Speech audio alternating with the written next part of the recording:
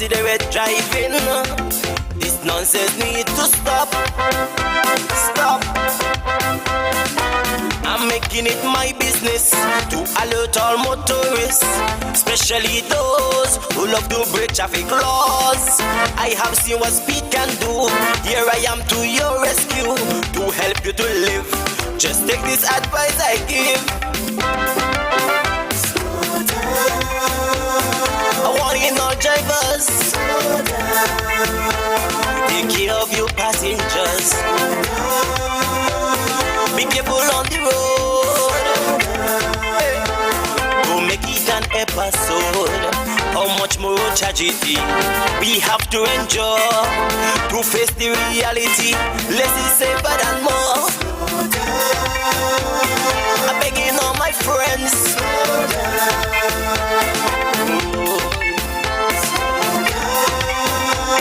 Be careful on the road. Slow it down, hey. Roger, watch out for them donkeys. Hey.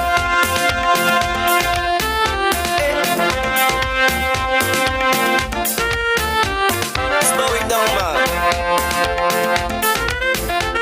Hey. Slow it down, slow it down, slow it down, down. Especially by the school zone.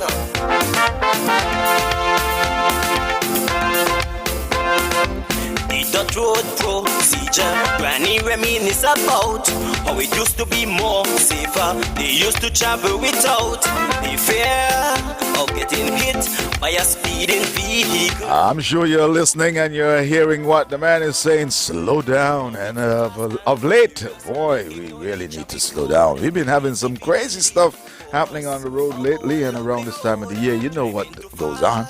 Everybody brings out their cars, their vehicles, whatever it is, whatever they can use to get from A to B.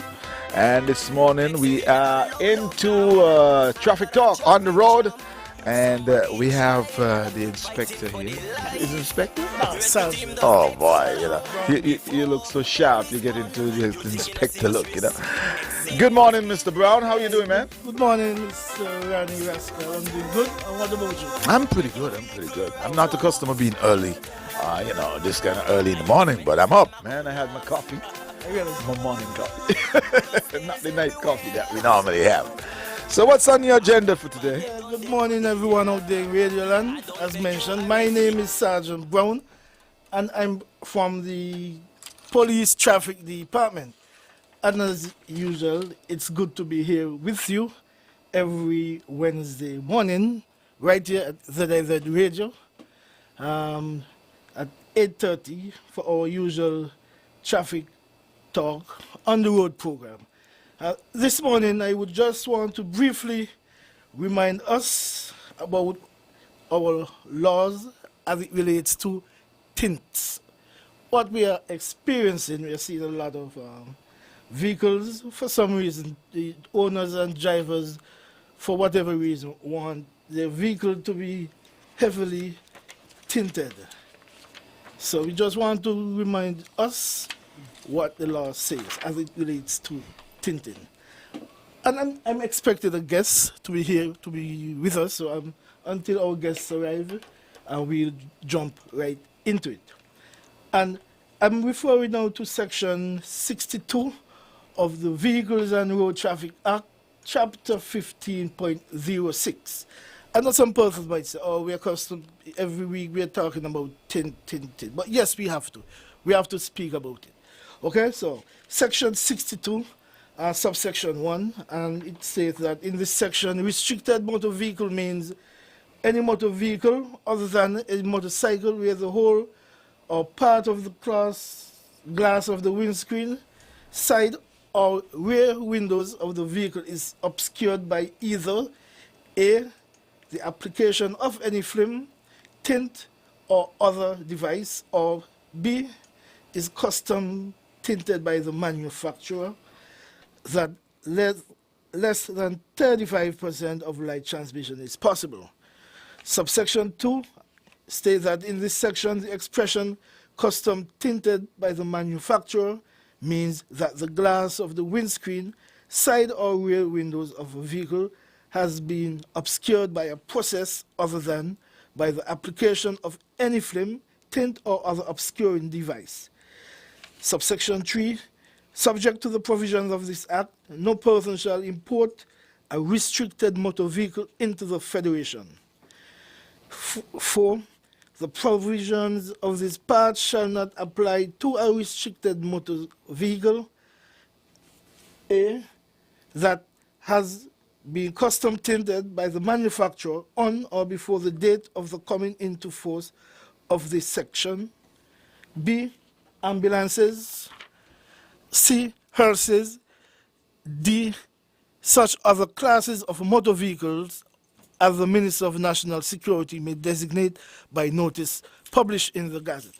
And I would pause there for now and introduce to you the guests. And this morning is no stranger to our traffic talk. It's Superintendent Cromwell Henry. He is in charge. He's the commander for the St. Christopher 8 and also oversees the traffic department. So without any further ado, good morning, Mr. Henry, and welcome to Traffic Talk. Good morning, Sergeant Brown and Rascal and your listeners.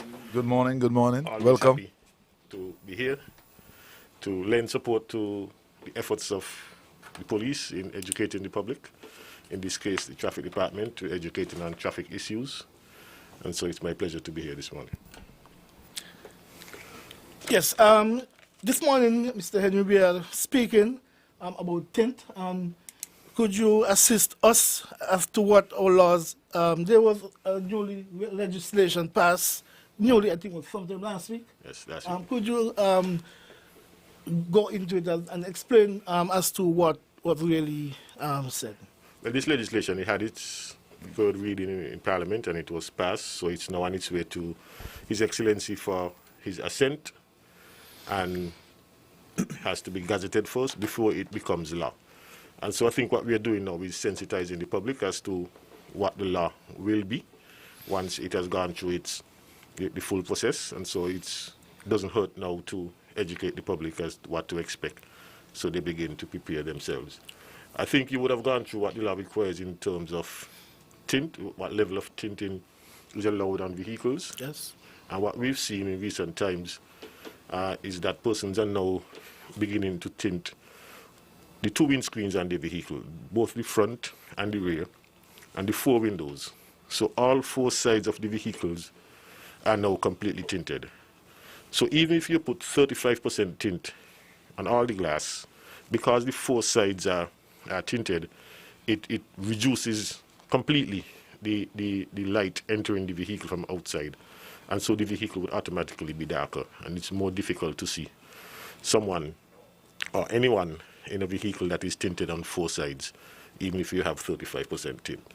So what this new legislation has done is to restrict the tinting on the front windscreen of the vehicle. The legislation basically says you only permitted to tint up to 10 inches of the windscreen from the top.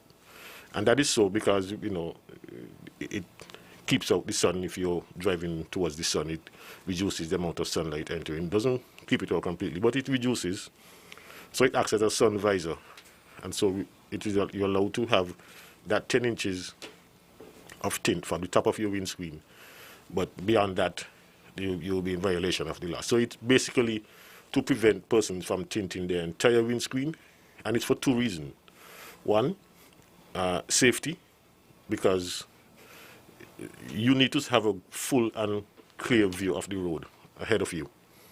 And if you have tint on your windscreen, it will reduce that view of the road, especially in low lighting conditions or bad weather. You have a heavy downpour of rain, it's raining heavily, your view of the road is going to be impaired further because of the tint. The windscreen, the rain is going to affect the tint, affect the glass, and you had a tint added to that.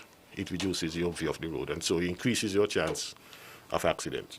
In the night, again, where you have low lighting situations, low lighting conditions, maybe in the area where there are no street lights, you have difficulty seeing the road. And so, from a safety perspective, it improves your safety if your windscreen is clear.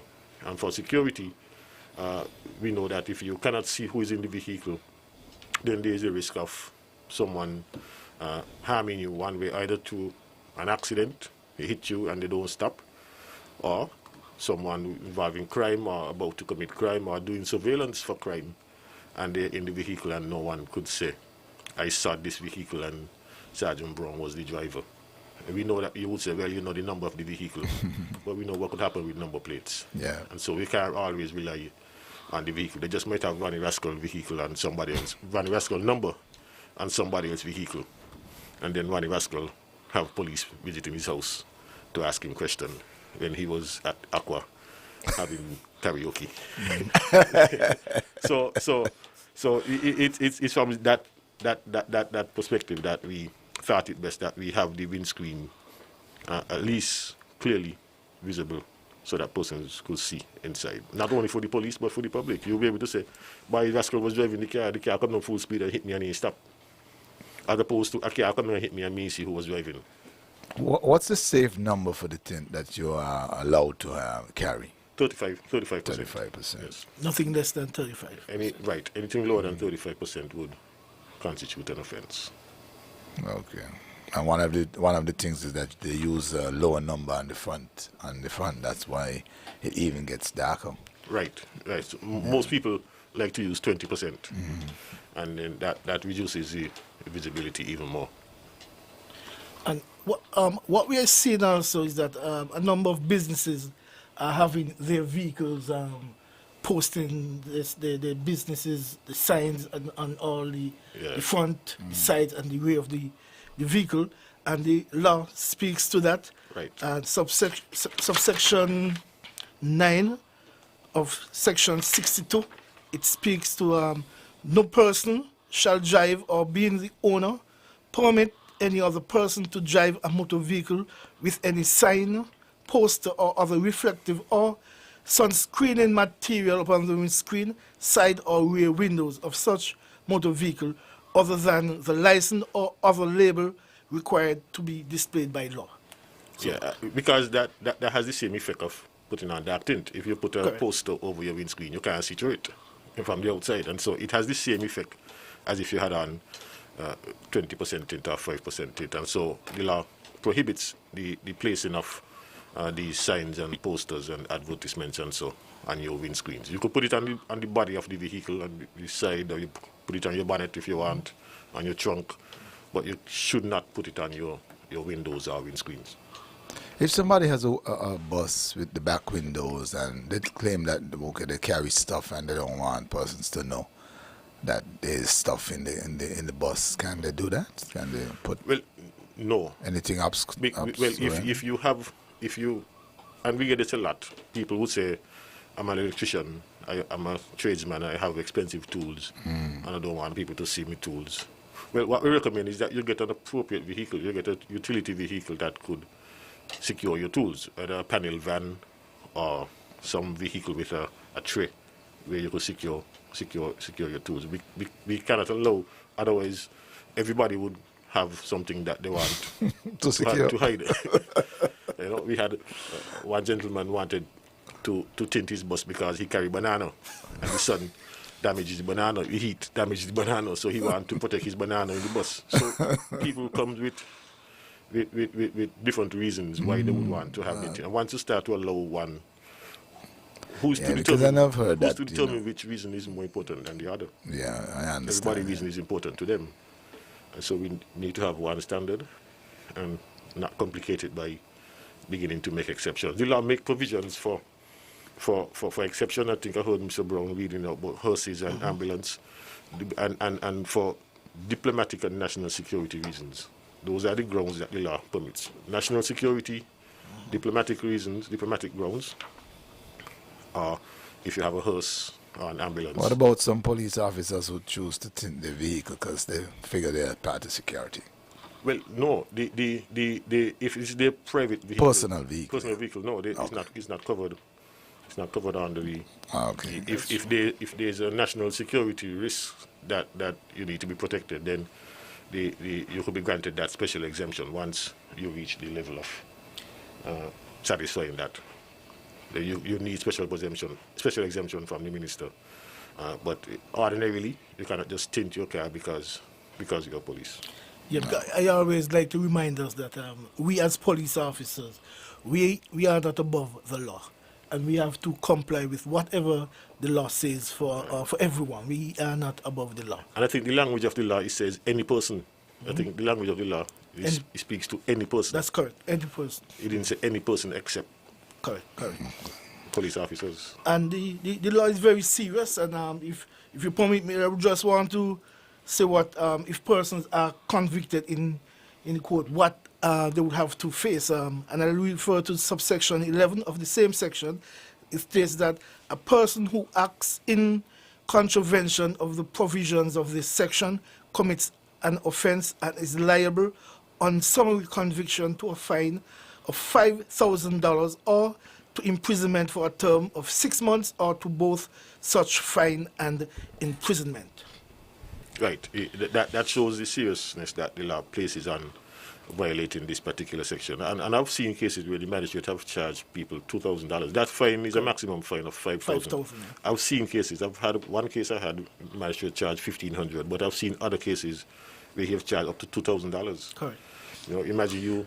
So if you're A caught, box of tint costs $20. if you're caught, $2,000. what we see now is that you are asked to take the tint off the vehicle on the spot. Is that in the law or? Well, that's an option that the police has. The law says that the police could detain the vehicle until the violation is corrected. So the police will give you the option. You take it off now, or we take the vehicle to the station until whenever you get a chance to take it off. So if you confiscate the vehicle, the person would then have to come to the station and take it off there. Take it off, yeah. Okay. All right. So we give them the option. You could take it off now, or we take it to the station and you come whenever you want. Most people. That's a tedious job there. I know. But you see, you should wait. The officers got time to wait for you to do that. At the same time, other persons are passing. If they don't have time, they will tell you, well, take it to the station. We have police there 24 hours, so we will take it to the station. Okay. If they don't I have just time. find that there's a little tedious Because to the do reason it on the spot. it wasn't always that way. We used to be very considerate and use a lot of discretion, and we would say, take it off by Monday and bring your vehicle and let me see For that you took inspection, it. yeah. Right, for inspection, let me see that you took it off. And 2 months later, you see the vehicle with the same tint. And when you stop the person again, he give you an excuse by the fellow who was supposed to come take it off for me didn't come. My child is sick and I had to go to hospital, so I didn't get a chance and I get so busy. And you get all reasons why he wasn't able to take it off. And so you have everybody coming with a reason why they weren't able to take it off. I know And that so- is very, that could be very it's- disrespectful. Yeah. Especially, And that is what used to happen. suppose somebody is driving someone's vehicle, so you're not the owner. Do you have the power to take off the tent off the person's car? Well, if you don't Or in want that to, then case, you allow that's the when police. you would confiscate. You allow the police to take it. You might say, boy, the car doesn't belong to me. I don't want to trouble the man tint. So hold the car and let he take it off himself. That is always an option Understandable. available. But the law speaks to the owner and the driver being liable for the offense. So if you have And that's the next thing. Would someone who's driving somebody's car bear the penalty? both the owner and the driver, Oh. because I think the law says any person being the driver or owner permit another person to drive. That's good. So you're saying So if if owner before permit- you use somebody's car, make sure it is in line. you're legal. Yeah. Wow. People don't think about it. Right, Things and like you that. should, because traffic offences are strict liability. You don't have to have an intention. You don't have to be aware that you're doing something wrong. As long as you did something that violates the Traffic Act, you're liable. Yes. Whether or not you knew that you were doing it, or whether or not you intended to do it, So if you drive down the wrong street and you didn't know it was the wrong street, you still commit the offence. commit it. Okay. It's strict liability. We don't have to show that you had intention to, or that you knew that. But you could beg your way out. You could beg your way out. That will leave up to the officer, but All it's strict liability. Once you do it, you're liable. You did it. Okay. Understandable. So it's always important when you borrow somebody's car, ensure that the car is uh, in keeping with what the law requires, because it would not be sufficient to say it's not my car. I just borrowed Straying away from tint a little bit. Broken taillight and bulb blown taillight again, I would go with. Or number plate broken or fall off. Shouldn't there be some sort of discretion on that? You jump in your vehicle, you're not aware that your tail light is broken or the light is not working. Because when you mash brakes, you're not necessarily looking behind. Your number plate fall off. Shouldn't that be like a warning? Yeah, Like, right. I would lean towards that. I would say, in those circumstances, give the person time to fix it, warn them. But remember, I said earlier that it's a strict liability offence. Whether you knew or didn't, you commit the offence. but that one is like And really so not hard. that is a good opportunity for police to exercise some discretion. okay, You see a vehicle, the police officer, I didn't know. When I left home, it was working. You say, okay, get it fixed by tomorrow. Yeah. But if you see the vehicle next night, Of course, We they did- deserve we did they like deserve the two same, tickets actually. right, we can't have the same discussion. That's right. But yeah. I don't have any difficulty with giving a person a warning in those circumstances where Okay, he says okay. he wasn't aware. Or But he those was- are things he was really and working. truly, Because you know, really, it the could be average working, driver it could wouldn't. be working when you leave home, and by the time you're on your way back home, it's not working. Yep. You know, and so Plus, I Discretion mean, is- somebody you could park up downtown, somebody reverse onto you, damage your light. and damage your light, break your number plate. Right. You don't know, you know, and you're driving. The officer stop you, you'd be like, well, you know. I think that is definitely deserve a warning. And 24 hours the most. After that, you get 2 tickets. right. But sadly enough, people only get it fixed after they get the ticket. Because That's true, that's true. you see a person, you warn him today, and just tomorrow you see him the same thing, and he give you an excuse. Yeah, And when you give him the ticket, you see it fixed the next day. we're busy these days. You know, so many things on our minds. Yeah, but as soon as you get a ticket, you find time, you find time to fix it. Cause you don't want the Yeah. 2 tickets. You don't want another one. Yeah. So, but I mean, a bulb costs $2, $5 the most. Yeah, it's to get to it. You take $100 ticket. You can buy a $2 bulb. That is true. But it's to get it. You know, Yeah. I know. that's the problem. You got to find the time because Gotta you get find a the ticket. time 'cause you you're have gonna to get a find time to go- ticket, you You have know. to find time to go and pay it, or find time to go court to answer why. So we've been seeing a really great insurge now, or upsurge of accidents. Some really flips and stuff going on. What's happening on the road? So I think a part of the bill was about tires or something like that. well, that was one of the billing under the Bureau of Standards, where tires must meet certain specification, must be of certain type, certain quality. You know, it's not specifically on the Traffic Act, under the Traffic Act. It's under the Bureau of Standards. If somebody driving a vehicle and you're down to do wire and all them kind of thing, can you for sure, ticket them for under that? the Traffic Act, that is an You can offense. ticket it, yeah? Yeah, Okay, your tires should not be showing tread. You know, once your tires showing wear, These are just to be things showing people tread, are not aware of. it now becomes a safety. But you think that a driver would know if your tire is so worn that it's showing tread, you're not getting much traction from that tire but when you need it. You're pushing it to the, you're Yeah, pushing it and to the heat. You you might know? just blow out. Tires cost money You now. just blow out at you, but if your tire blows out, it costs you more money than the tire. If you get in an accident as a result. That is so true, but you know, these are things people are not aware of. So That is why we're here to yeah, okay, Educate. great. raise that awareness. Yeah, because what we find is speeding is one of the major contributing factor of all these The accidents. accidents that we are experiencing and we are dealing with. So The more serious but- ones, yeah. Yes. And the question someone may ask is, why do drivers speed? What is the reason you speed? But if I could just briefly touch into that, research into speeding shows that drivers tend to speed for the following reasons. One, they're in a hurry to reach their destination. They're not paying attention to how fast they're going. They don't think speeding is dangerous. They don't think they will get caught, and sadly, they just enjoy driving fast. So we just want person, as our theme song say, just slow it down. Slow it down. It doesn't make no sense to be speeding. And just briefly again, I would just want to ask this simple question is, how much time do you save by speeding. Okay? The time saved with speeding is minimal, regardless of how often you drive or how fast you travel. In fact, the time required to deal with getting pulled over by the police for speeding or pay off or dispute a speeding ticket can add up long after you were long after you were penalized for the incident. Ultimately, speeding can be problematic for drivers and pedestrians.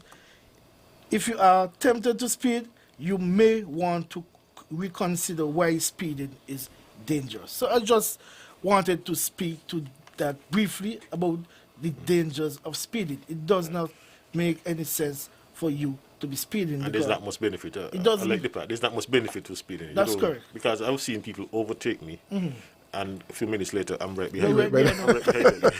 Yeah, And they Because overtake the me full traffic, speed. that is true, that is true. A few minutes later, I'm right behind But them. you know you burn more gas too, eh? Exactly. And you know the cost of gas is up. Exactly. Exactly. So there's really not much benefit in speeding. Unless Inspector, I have a question for you. I'm always, every time I get close to you guys in traffic, I always ask this question. Why is it seems like only police who is assigned to traffic enforce traffic laws? What happened to the rest of the force? That's a good question. I will try to get away from that that thinking. You know, that person becomes so departmentalized that they believe I'm working investigation, so I should not deal with traffic.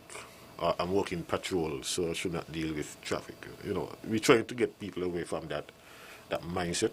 You're a police officer, and every police officer have a responsibility to enforce all laws, including traffic laws. So whether you're working in the SSU, you still have the same responsibility, same authority as the police who is working in traffic. So if you're working in SSU and you see someone committing a traffic offense, But they you're don't. obligated to deal with it. And so we're trying to get that mindset out of officers, that departmental mindset. But that is why so I many only- things, so many things get away with, because you could say, it's almost a unique kind of thinking that after 5, 6, like traffic closed down, the office closed, so I could do what I gotta do, Right. whatever. Back and all the other But one of things. the reasons why I always come to this conclusion too is the fact that you would see, let's say for instance, you have football at Warner Park, and the traffic police comes and they put down the cones. You can't go down or you can't go up, whichever one. And long after the game is over, nobody comes back for the cone. Police are on patrol. You want to tell me that they can know that, hey, that game is done long time, everything, the traffic is clear, I can just stop the vehicle, move the cones. So all next day, in the morning, because the guy who put it down done gone home, and they want to come on and really know or remember. Yeah. And the cones just steady. So you Another know, police like, passing them. Yeah. you either can't go down because you say, bye, we're going to follow the law, or you say, man, the game done, so I'm going to go down the road. The next thing you look, Yeah. because you're breaking and you're committing an Right, offense, yeah, right, because going it's around the sensitive, cones, yeah. right?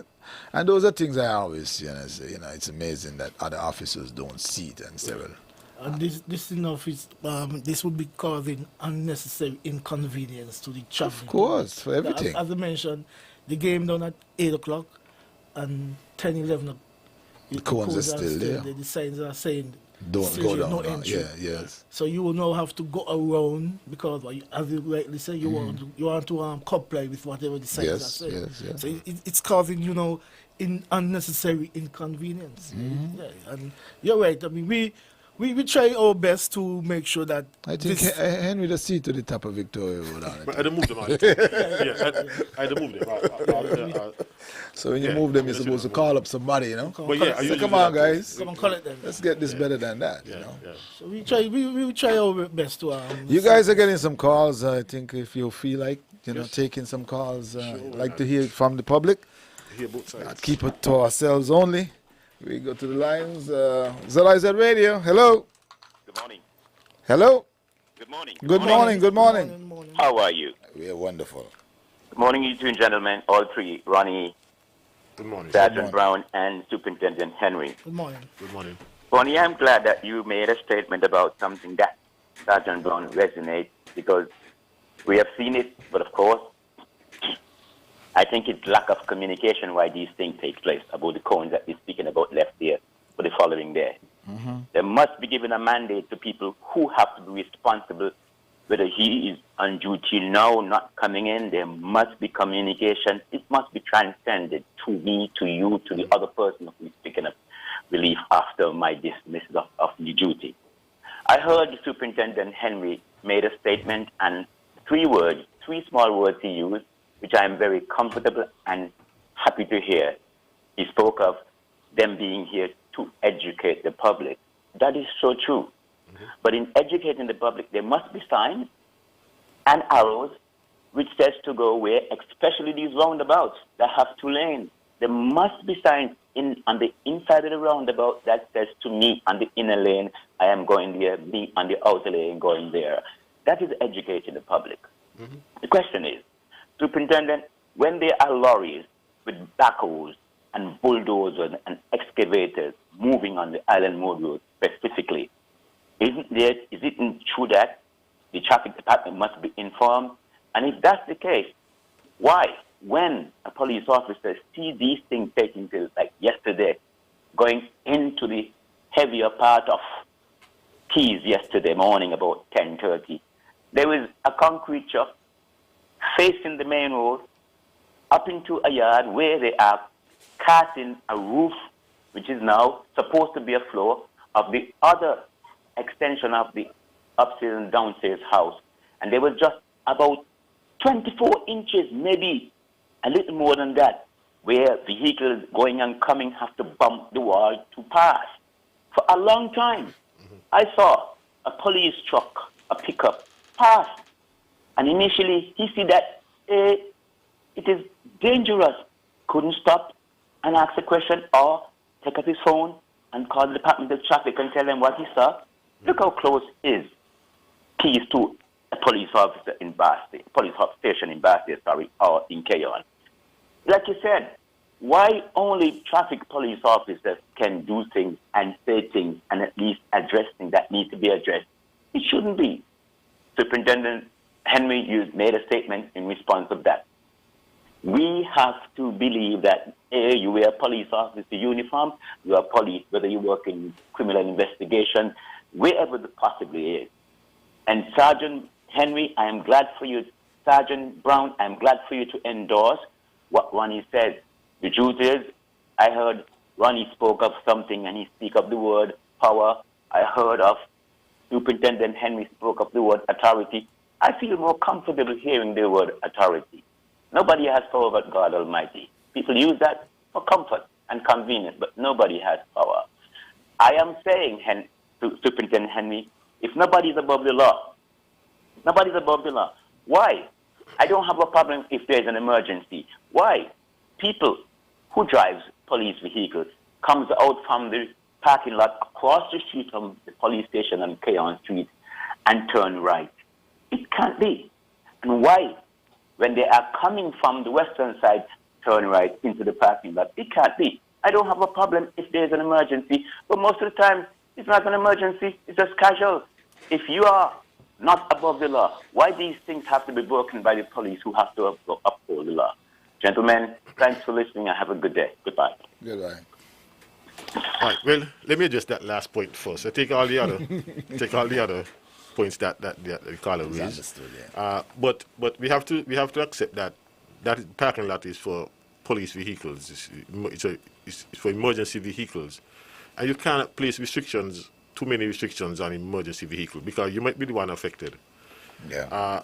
Because if I have to go, if I'm coming from village direction on west, and I can't turn into the parking lot, I have to go all the way up to the fire station to turn around to come back to park in the parking lot. The time that I'm taking to go fire station, there could be something that I need to respond to. That's going to take away from the time, my response time.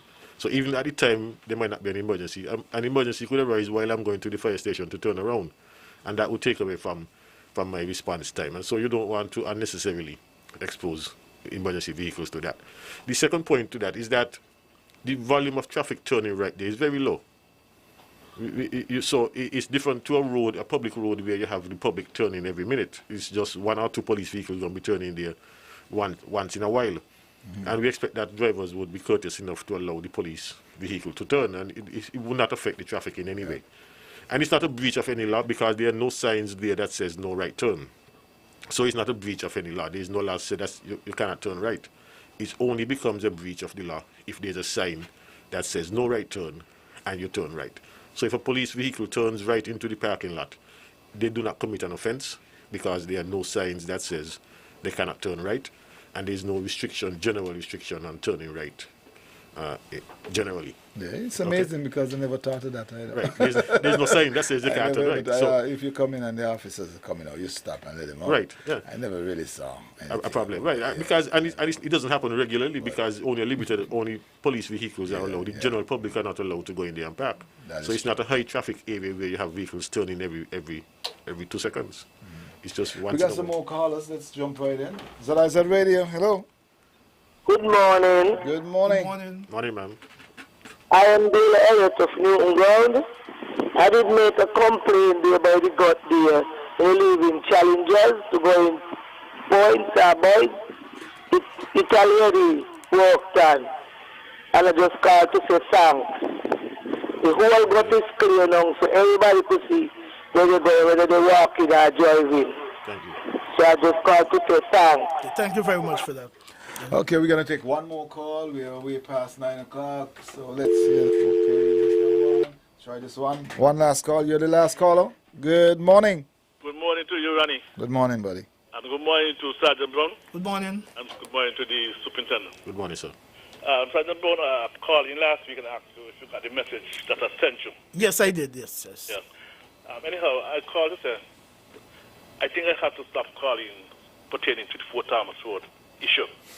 It is like a beating a dead horse and not getting no good suggestion from the busing authority. Because when you see the buses from the west coming to the east and you have private vehicles coming across the same Fort Thomas Road, it is a big issue. Because remember, Fort Thomas Road is a residential area. And you cannot have too many vehicles traveling across that same area to get into town. And you all need to put something in place for these buses, let them go back on the waterfront to go straight up to the bus terminal. It is too much buses coming through Fort Thomas Road and nothing has been done to them.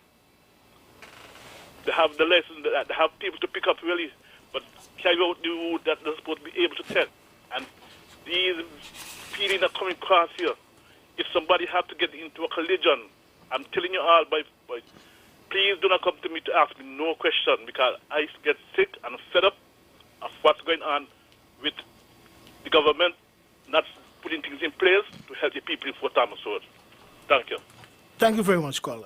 If I can respond to that, the passenger buses, they are only permitted to travel along Fort Thomas Road on Saturdays between 7 a.m. and 1 p.m. They are permitted to travel along Fort Thomas Road from Fines Avenue straight along Fort Thomas Road.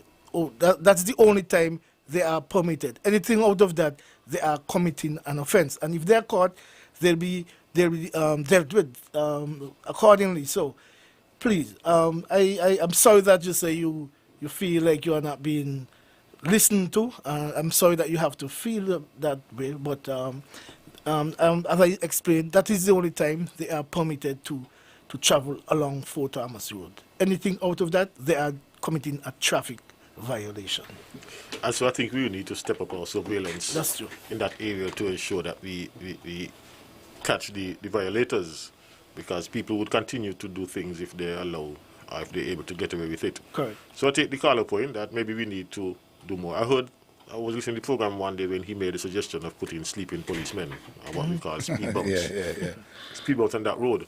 It's a good suggestion, and we would see how we could source those things. They're not easy to come by, but we will see how best we could source, because I think that would be a more fixed, permanent solution to deal with the speed of vehicles traversing that road.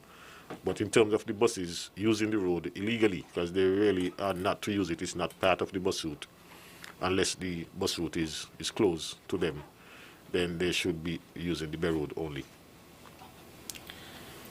Okay, so you guys want to wrap it up? Anything else you want to add to Just want to thank Mr. Henry for second one into the tinters? for joining us this morning, and just want to remind persons as to what the law says when it comes to tint. And if you are caught doing anything otherwise than what the law say, you'll be dealt with severely. And I would have spoke to you and mentioned to what penalty you will be facing if you are taken before the court. So, Mr. Henry.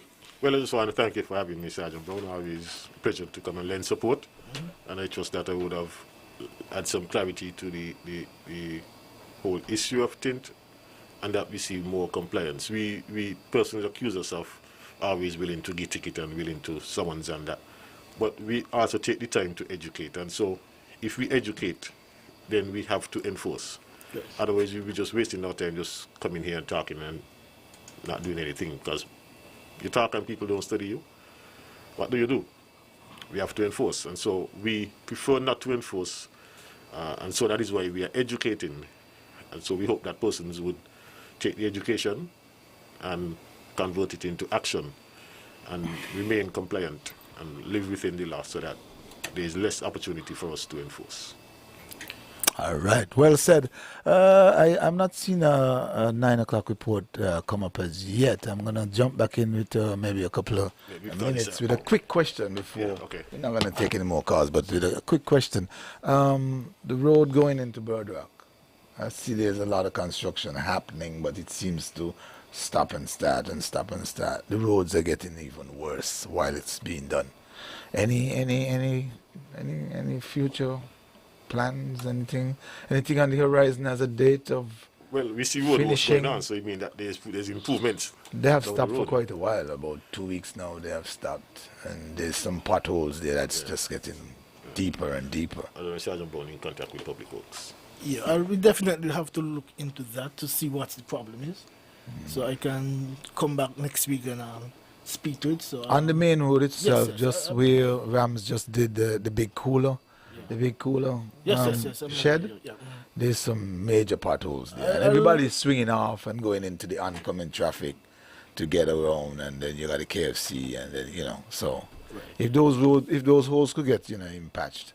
Yeah, for the I time promise being. I can speak to someone there at the Public Works Department, who also partners with the Traffic Department. So we have a good relationship, so I can touch base with that person or persons and find out what's happening there. So I can report back to the general public next week as to what is happening. So thank you for that, Mr. Rascal. Good. Well, thanks again for coming in and updating the folks as to some good traffic laws that's out there that you got to take heed on, especially that tint. Don't forget, it's 35% around and no more than 10 inches on the windscreen from the roof down, like the size of your sun visors that you pull down when you're facing the sun. So thanks, guys, for coming in and giving us some updates. Looking forward for next week. Slow it down, man.